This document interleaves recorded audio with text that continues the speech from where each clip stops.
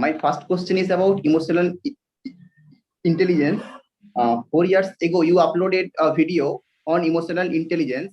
You talk about how to manage relationships and with respect to this. So I am asking that whether there is any particular uh, systematic way through which, following which I can increase my emotional intelligence. Like for example, there is meditation to increase our focus. And so is there any particular way, systematic way, so that following that I can increase my emotional intelligence and I can apply that in my personal life and professional life, all that. What do you mean by emotional intelligence? जब आप ये term use कर रहे हैं तो आप किस stand point से, किस कॉन्टेक्स्ट में आप बोल रहे हैं? Yeah, actually there is a book by Daniel Goleman. The name of the book was Emotional Intelligence, Why It Matter More Than IQ. In that book, I have started reading, and he has a YouTube lecture. I have also seen that. Uh, Actually, what I understand that may be wrong. When we face any problem concerning where emotional part is involved, I can give an example. For example, there are two boys in the same college. Two of them are facing breakup at the same point. One boy is thinking that, okay, the breakup is okay, I can focus more on study. This happens in life. And another is going to depression, thinking continuously over it. So we can say that the first boy who has thought that this can happen, this is okay, I can overcome this. He has more emotional intelligence than this person. And to distinguish it from IQ, application of IQ is there where is a mathematical problem, a puzzle like problem is involved, where um, emotional is not too much involved. This is what I understand. आपने IIT Guwahati से masters in physics किया था और अभी आप PhD pursue कर रहे हैं, right? Why I am saying this thing is because जो हमारा बैकग्राउंड होता है ना, उसी तरह से हम हर एक चीज को इंटरप्रेट करते हैं. Because you are studying the laws of the universe, तो वो सारे लॉज क्या हैं? बेसिकली ऑब्जेक्टिव है, दे कैन बी ऑब्जेक्टिफाइड. तो आप वहां पे बड़े आसानी से कॉज एंड इफेक्ट को ट्रेस कर सकते हैं, और उसको अगर आप रिपीट करते हैं, रेप्लिकेट करते हैं, तो you can get the same effect again and again if you are repeating the same cause subject to conditions. ये बेसिकली फिजिक्स में होता है. तो वो सब क्या हो गया? ऑब्जेक्टिव रियलिटी हो गई. बट जिसकी आप बात कर रहे हैं ना, ये जो इमोशनल इंटेलिजेंस है, जो आपने दो लड़कों का एग्जांपल दिया कि दोनों का ब्रेकअप हुआ, एक ने ओवरकम कर लिया, एक नहीं कर पाया, तो एक की जो इमोशनल इंटेलिजेंस है वो ज्यादा है, एक की कम है. ऐसा नहीं है. क्यों? क्योंकि जहां पर सब्जेक्टिव वर्ल्ड आ जाता है, यानी ये जो थॉट्स का रेल्म आ जाता है, एक पर्सन का आ जाता है, तो वहां पर बहुत सारी कंडीशंस और आ जाती हैं जिसको हम ऑब्जेक्टिफाई नहीं कर सकते. फॉर एग्जाम्पल, ये जो दो लोग जिनकी आप बात कर रहे हैं कि जिनका ब्रेकअप हुआ है, उसमें यह भी फैक्टर देखना पड़ेगा कि किसकी अटैचमेंट कितनी ज्यादा थी और किसकी रिलेशनशिप कितनी अच्छी थी. हो सकता है एक की जो रिलेशनशिप थी वो अच्छी थी ही नहीं, तो जब ब्रेकअप हुआ तो उसको प्रॉब्लम नहीं हुई. दूसरा हो सकता है कि उसकी रिलेशनशिप बहुत अच्छी थी और उसकी गर्लफ्रेंड ने उसको डिच करा, वो भी उसके बेस्ट फ्रेंड के लिए या उसके सगे भाई के लिए, तो कॉम्प्लिकेटेड हो गया ना. So the point is, in the subjective world हम कभी भी दो लोगों को कंपेयर नहीं कर सकते. इनफैक्ट हम इसको मेजर ही नहीं कर सकते कि इमोशनल इंटेलिजेंस किसकी कैसी है. जैसे जो आईक्यू है उसको तो मेजर किया जा सकता है बड़े आराम से, कि पजल दे दिया या कोई क्वेश्चन दे दिया, दो लोगों को सेम क्वेश्चन है, जो सॉल्व कर पाया जितनी जल्दी उसकी आईक्यू ज्यादा है, जो नहीं कर पाया उसकी आईक्यू कम है. तो वहां पर तो फिर भी आसान है चीजों को मेजर करना, एनालिटिकल स्किल्स, लॉजिकल स्किल्स, उन सब चीजों को. But when it comes to emotions, तो there are lots and lots of factors involve, और इसको मेजर किया ही नहीं जा सकता है, बिकॉज वो ऑब्जेक्टिव नहीं है ना, वो सब्जेक्टिव है. और किसके अंदर क्या चल रहा है, ऐसा कोई इंस्ट्रूमेंट नहीं बनाए कि उसको पता लग जाए कि वो एग्जैक्टली क्या है. तो अगर ये एक फैक्ट है जिसकी मैं बात कर रहा हूं, और यहां तक अगर आप देख पा रहे हैं, तो ये जो क्वेश्चन है ये रिडंडेंट हो जाता है कि हम अपनी इमोशनल जो इंटेलिजेंस है या जो इमोशनल आईक्यू है उसको कैसे बढ़ाएं. People are using these terms, but इसमें हम क्लियर कट लाइन नहीं ड्रॉ कर सकते कभी भी. क्योंकि एक है किसी सिचुएशन के बारे में सोचना कि हाँ मैं इमोशनली बहुत स्ट्रांग हूं, एक है उस सिचुएशन में होना. दोनों में बड़ा फर्क है. फॉर एग्जाम्पल, ब्रेकअप वर्ड अपने आप में कहना बड़ा आसान है, कुछ भी नहीं है. ब्रेकअप हुआ तो मैं उससे ओवरकम कर जाऊं। अरे ये भी तो डिपेंड करता है आपका रिलेशन कैसा था। If that person meant the world for you और फिर वो ब्रेकअप हो गया and there was not even the slightest of doubt in your mind कि ऐसा कुछ हो सकता है और फिर भी वो हो गया, तो इमोशनली उससे बाहर आने में टाइम तो लगेगा ही ना, प्रॉब्लम तो होगी ना। फिर वो चाहे कोई भी हो, फिर वो चाहे वही आदमी हो जिसने वो बुक लिखी है इमोशनल इंटेलिजेंस के ऊपर। तो अब सवाल उठता है क्या किया जाए, बिकॉज इट इज सब्जेक्टिव, तो इसको मेजर नहीं किया जा सकता। तो we need to understand the subject. जब तक हम ये नहीं करते देयर इज नो टेक्निक, क्योंकि आपने जो क्वेश्चन पूछा है उसमें इंप्लाइड है कि यू आर बेसिकली आस्किंग कि क्या कोई ऐसी टेक्निक है या कोई ऐसी प्रोसेस है या कुछ ऐसे स्टेप्स हैं जिससे कि हम अपनी इमोशनल इंटेलिजेंस को बढ़ा सकें। The clear cut answer is no, there is nothing of that sort. अगर हमको अपनी इमोशनल इंटेलिजेंस, वैसे तो ये वर्ड अपने आप में थोड़ा सा एम्बिगुअस सा है, बट फिर भी अगर हम बोले कि भाई इमोशनली अगर हमको स्ट्रांग होना है तो उसके लिए क्या करना पड़ेगा, उसके लिए हमको खुद को और खुद की जितनी भी लेयर्स हैं उसको बारीकी से समझना पड़ेगा। That is the only way out, there is no other way out. At the deepest level of your being, जो आप होते हो ना, जो आपकी आइडेंटिटी है, अगर मैं एक लाइन में इसको सम अप करूं जो भी कुछ मैंने कहा है उसको, कि जो आपकी आइडेंटिटी है अगर वो इनकम्प्लीट है, वो फाइनाइट है, वो फ्रेगमेंटेड है और फिर वो किसी और के साथ में जुड़ेगा या जुड़ेगी, तो वो अपने ऊपर भी बर्डन क्रिएट करेगा और सामने वाले के ऊपर भी। That relationship will become kind of a burden on both the people involved. लेकिन अगर अपने अंदर से you are stable, secure, free, you are peaceful, और फिर आप किसी के साथ रिलेशनशिप में जाते हो, तो वो रिलेशनशिप में भी वही रिफ्लेक्ट करेगा जो आप अपने अंदर से होगे, यानी स्टेबिलिटी, हैप्पीनेस, पीसफुलनेस, कामनेस, वो सब वहीं रिफ्लेक्ट हो जाएगा उसी रिलेशनशिप में। फिर जो रिलेशनशिप जैसी होगी वैसे ही आप अंदर से होते चले जाओगे। तो ये एक लूप बन गया एक तरीके से।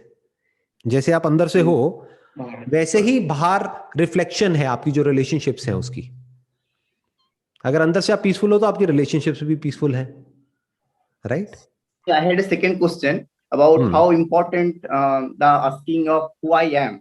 Actually, previously I was not interested in asking who I am, that question. But now, after talking with you, a new dimension has opened. So that was the second question, that I was not interested in asking who I am. I just wanted to know, is it okay not to be interested in asking who I am? Absolutely, it is okay not to be interested. Maybe because अभी जो priority है life में वो कुछ और है। May be because कि अभी आपको अपनी पढ़ाई पे फोकस करना है, अपनी पीएचडी पे फोकस करना है, उसके बाद में जो भी आप आगे आपके प्लान्स है उसको एग्जीक्यूट करना है, अपने जो गोल्स हैं उसको अचीव करना है। जब एक स्टेबल आप पोजीशन में आ जाते हैं लाइफ में, जब आपको ये लगता है कि फाइनेंशियली मैं स्टेबल हूं, सिक्योर हूं, फाइनेंशियली फ्री हूं, तब आप पूछ सकते हैं जल्दी क्या है।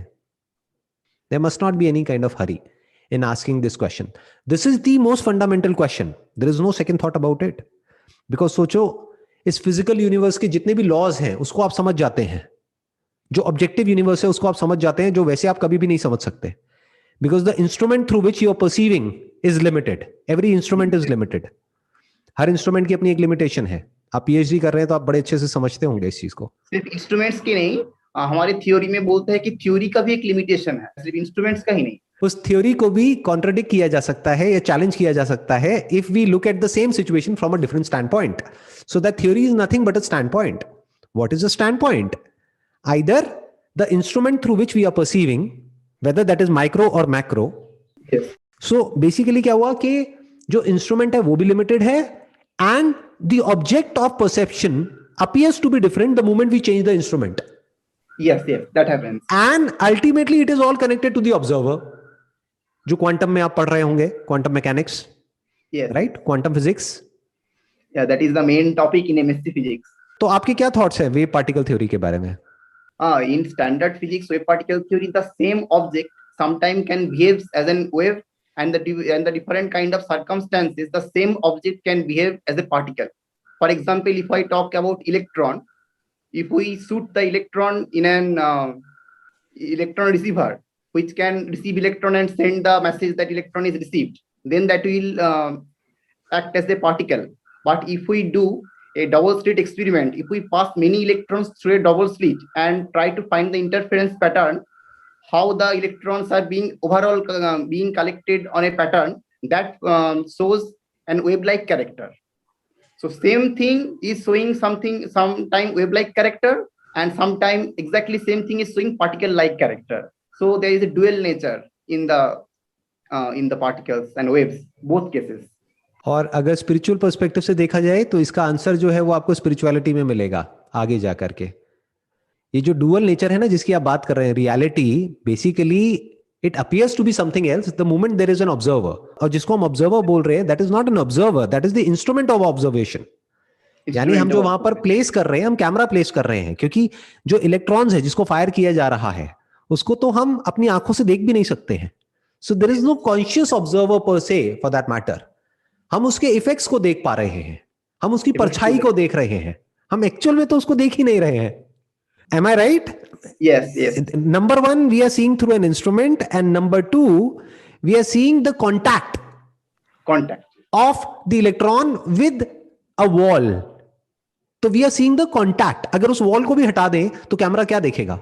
कुछ है ही नहीं कैमरे के लिए देखने के लिए। तो हम ये देख रहे हैं कि उस वॉल पे वो इलेक्ट्रॉन कैसे बिहेव कर रहा है in the presence versus in the absence of a camera. That camera is not a conscious being. Yes. तो जिसको हम ऑब्जर्वर बोल रहे हैं that is not an observer, that is the observed. क्यों? क्योंकि कैमरा को भी हम ऑब्जर्व कर सकते हैं ना। Yes. Not just the objects which are perceived through the instrument are the observed, but the instrument is also observed. It's also in the realm of the observed. ये जो बॉडी है एक इंस्ट्रूमेंट के जैसी है, और इस इंस्ट्रूमेंट की कैपेबिलिटीज को बढ़ाने के लिए हमारे पास में साइंटिफिकली बहुत सारे इंस्ट्रूमेंट्स हैं जिसके थ्रू हम परसीव करते हैं। तो वो जो इंस्ट्रूमेंट्स हैं वो भी इसी फिजिकल फिनोमेना के बने हैं, मैटर के बने हैं, और जिसको हम परसीव कर रहे हैं वो भी उसी का बना है। बिल्कुल ऐसा है जैसे किसी शीशे के अंदर कोई रिफ्लेक्शन का दिखना, reflection of a stone on a mirror, but that mirror is also stone जिसका सरफेस अलग है। Mirror is also a matter. What is the difference? उसकी फिनिशिंग अलग है, उसकी जो क्वालिटीज है, इंट्रिंसिक जो क्वालिटीज है, if you look at it at a fundamental level, तो इवन मिरर जैसे बहुत सारे स्टोन्स होते हैं उसमें किसी में रिफ्लेक्शन दिखती है, किसी में नहीं दिखती है। तो फर्क क्या है? Quality of stone is different, right? जिस कंडीशन से होते हुए वो स्टोन वहां तक पहुंचा है, वो जो जर्नी है उन दो स्टोन्स की वो अलग अलग है, बट है तो फंडामेंटली दोनों के दोनों स्टोन ही है, तो मैटर ही है, तो पार्टिकल ही। तो इसीलिए मैं कह रहा हूं कि ये जो क्वेश्चन है ना इसका आंसर वहां पर नहीं मिलेगा, क्योंकि जो ऑब्जर्वर है that is not the part of the instrument, that is not attached to the instrument. इसको समझना पड़ेगा वो। लेकिन आगे की बात है, वो जब आपका इंटरेस्ट आएगा ना हु एम आई में, तब आप इसको क्वेश्चन करिएगा, तब आपको आंसर्स मिलेंगे और वो बड़े इंटरेस्टिंग होंगे। उससे अलग होंगे जो अभी आप बुक्स में पढ़ रहे हैं, कर रहे हैं, बट बहुत इंटरेस्टिंग होंगे। बहुत मजा आएगा उसको स्टडी करने में, उसको बारीकी से ऑब्जर्व करने में। आप ये बताओ कि आप जो भी स्टडी कर रहे हो, आप अभी पीएचडी कर रहे हो, और फिजिक्स में जो भी आपने स्टडी किया है, क्या ऐसा पॉइंट है जहां पर जाकर के साइंस स्टक हो जाती है? Actually, there is a famous problem, the hard problem of consciousness, that was very famous. Psychologists are saying a new problem, that is hard problem of matter. Like if we start seeing there is a atoms and molecules, if we go deeper, there is electron, proton, neutron, fundamental particles. And even we go deeper in the proton, neutron, there are subatomic particles. I'm forgetting the name of that. Quarks. There are quarks. Right, quarks. And now string theory is special part. They are saying that within the quarks, we can imagine there are strings. So where actually the matter is? First we thought it was atom, and then we are thinking that it was electron, proton, neutron. Now they are saying it is quark, and now the theorists are saying that there may be some strings, vibration of which is creating the whole world. So what is actually the matter? This is one question. And the existence of string, that is only in theoretical construction, because verify that whether the strings are exist or not, whole string theory is based on that. no instrument has been discovered. Actually, our power of instrumentation is not that far to test that theory. So it is a problem.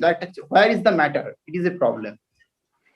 ये जो आप बता रहे हैं ना कि जो subtlest of particle है, या फिर ये कह लो particle in its subtlest form, which is not a particle, which is basically a wave, and that too of such a high frequency.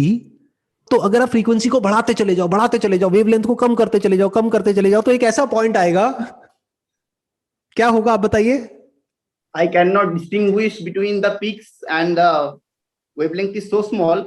I will not be able to distinguish whether the peaks are coming and whether this is going down and whether this is coming. I will see an average, something like that. Absolutely. मतलब वो एक straight line के जैसी होगी. Straight line के जैसी, बिल्कुल जैसे डेथ के टाइम होता है. डेथ में आपने देखा होगा मूवीज में, ऐसे चल रहा होता है, and then after that it's like a straight line. So it's going to be a straight line. तो ये जो स्ट्रेट लाइन है, ये जो हार्ड प्रॉब्लम ऑफ कॉन्शियसनेस है, ये जो अल्टीमेट रियलिटी है, इसको वेदांता में ब्रह्मन बोलते हैं, इसको आत्मा बोलते हैं. आत्मा मतलब मैं मतलब क्या? अब वो उस लेवल पर मेरा मैं और आपका मैं अलग अलग नहीं है, एक ही है. और जिसको हम कॉन्शियसनेस बोलते हैं, that can't be separated from matter, because how can we talk about matter without consciousness, and how can we talk about consciousness without matter? इसको हम दो समझ रहे हैं, दो नहीं है. That is what Advaita Vedanta is all about.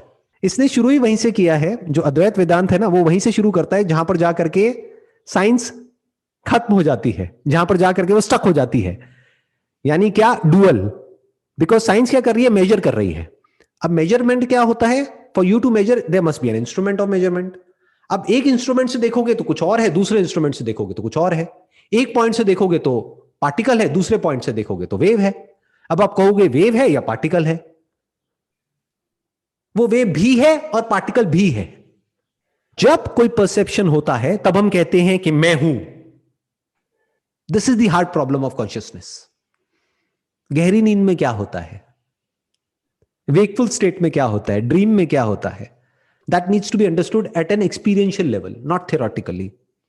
वो स्टेप बाय स्टेप समझना पड़ेगा. All I can say is कि ये जो हार्ड प्रॉब्लम ऑफ कॉन्शियसनेस है, इसका answer not just theoretically but experientially available है.